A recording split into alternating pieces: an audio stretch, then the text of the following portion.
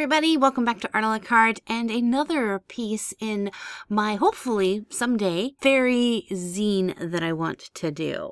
But one thing I have noticed through the two pictures that I've done so far for my fairy zine is there is an element very common in fairies that is missing in both this picture and the one I did before that. So I'll let you guys see if you can spot what a normal common attribute for a fairy that is missing from this picture and from last week's video. So I'll leave a link to last week's video if you didn't see that one in the description box below or at the end of this video so you can go check it out. And for those of you who don't know what I'm doing with these is I am collecting anywhere from 25 to 30 pictures of fairies that I want to create and put them together in a zine. Last week was the first week that I started doing this, and I asked you guys for some fun fairy themed ideas, and you guys just knocked my socks off with your amazing, ingenious ideas.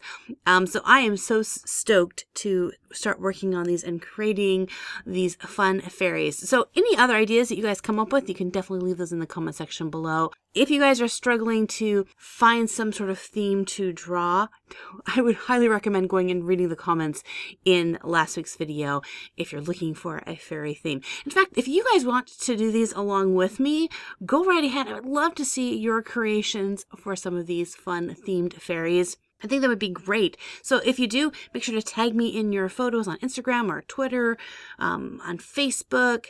I believe all the links to my social media, of course, is down below. One question I did get from a couple of you guys is, what is a zine? And I really didn't quite explain what a zine is. So I actually got my very first zine in the mail. So let me go ahead and give you a little quick sneak peek of this while I explain what a zine is. So this is an artist I met a couple of years ago at a local Comic-Con.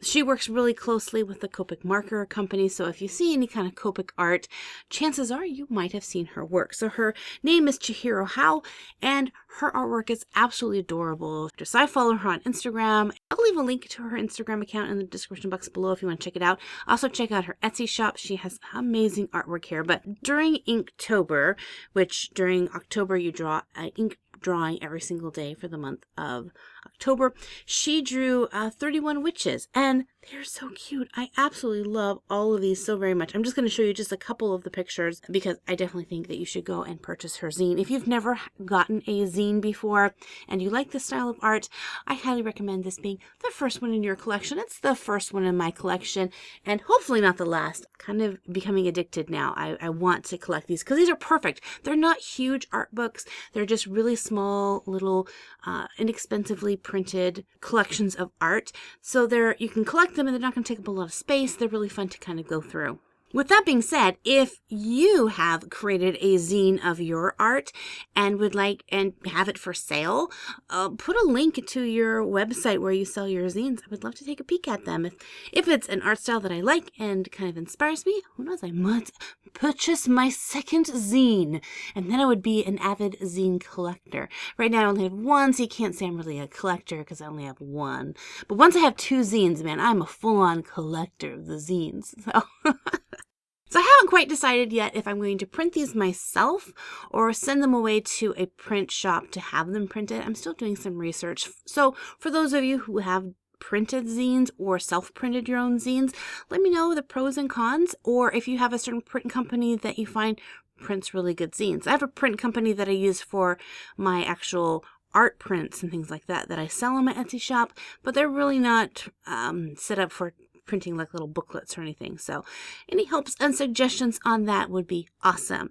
Speaking of helps and suggestions, I just started my very newest Art 101 video series. This one is how to art as a job. If you haven't seen the very first video in the series, please go and watch it. I put a ton of work into this video. It was a lot of work, but a lot of fun to do. And I'm really excited about this series. I'm going to be showcasing how I became an artist, how I went from just doing art as a fun pastime to actually making a living, not a great living, but a living off of doing art, doing what I love to do. So if that's something that you guys are interested in, checking out last Monday's video, again, I'll put that as a link in the end of this video to go and check that out. I'm trying to think of anything else to mention before I close this video out. Saturday's video is going to be the Smart Art box for December. I'm a little bit late, not too bad, just a week late. And you might want to watch that one because I'm going to be giving away 3 things in that video. So if you want a chance to win one of these 3 things, you definitely want to check that out. So that's all my news for this week. So until next time, thanks for hanging out with me. God bless you guys, and we'll see you in another art video. Bye-bye!